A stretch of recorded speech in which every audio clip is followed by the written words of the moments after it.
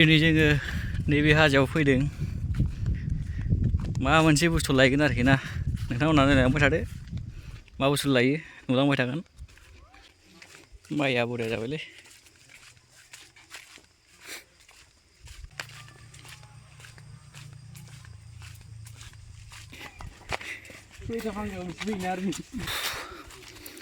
बिस्रा रावबो गैया नामालै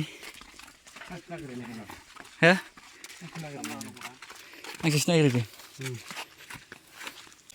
मा रावबो गैया बा माथो जाख'गासिनोसो नेवलिया बोरो हो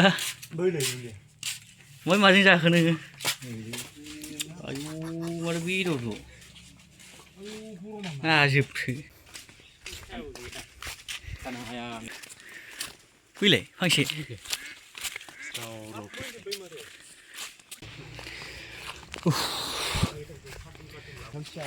नेवलि जानोसै नेवलिया बोरो मा ओंख्रि ए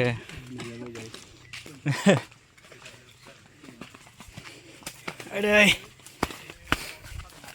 दै थांद' बैलाय बैखौ मर बेबोखौलाय बैयाव सासेयाव मरबावदोब्रा सोमाव थानाय नैबे हमरखाय आइदि आया साखिनायगोन ना नांबायमोन दा होखादोंसोमोन आङो बे बोख्लायफिननो देखौनो बे बादे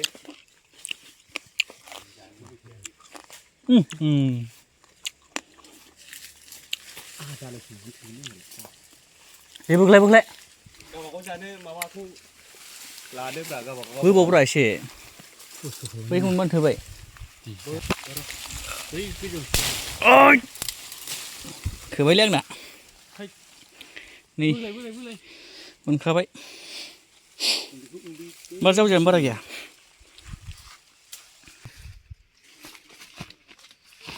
ओइट दे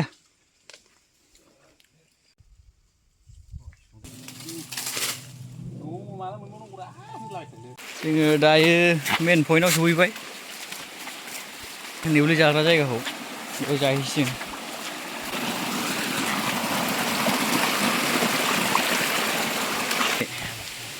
जों दा बैयाव जाहैगोन आरोखि गोजौआव बेयाव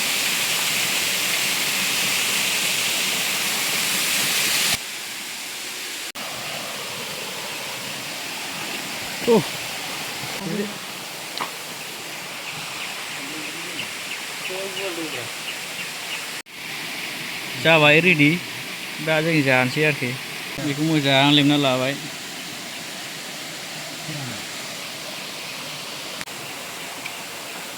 साफा खालामग्रा मोनसे फैखाबायलै एबार भिडिअ दानदो देखायग्रा मोनलै भिडिअ दानथिननाय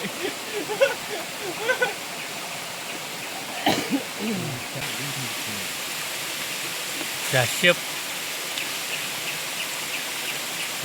ओरै लाब्रा ओरै लाबा मोनसे नैबो लाबानो जायोना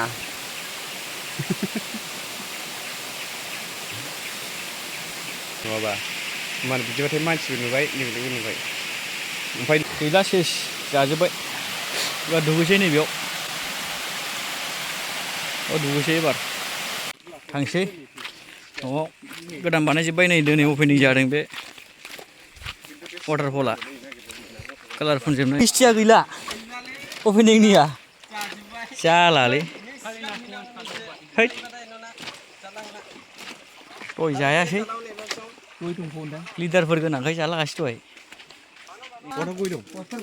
लेब्रा जादों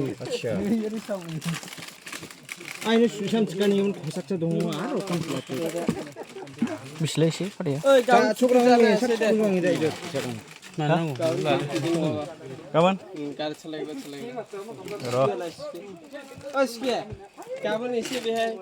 माबायाव आंखौ लाफाया 15 आगष्टआव खेबाबो आं थाथ'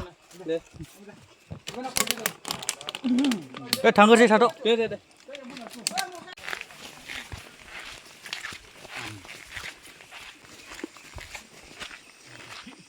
बक्सआ नै ओमफ्राय नै नामा लोगोफोर आदानगुरि सिदारे वेलकाम टु आदानगुरि सिदारे थांबाय जोंनि गामिया ओमफ्राय नै ओरै बावखुंग्रि गाखोहैबाय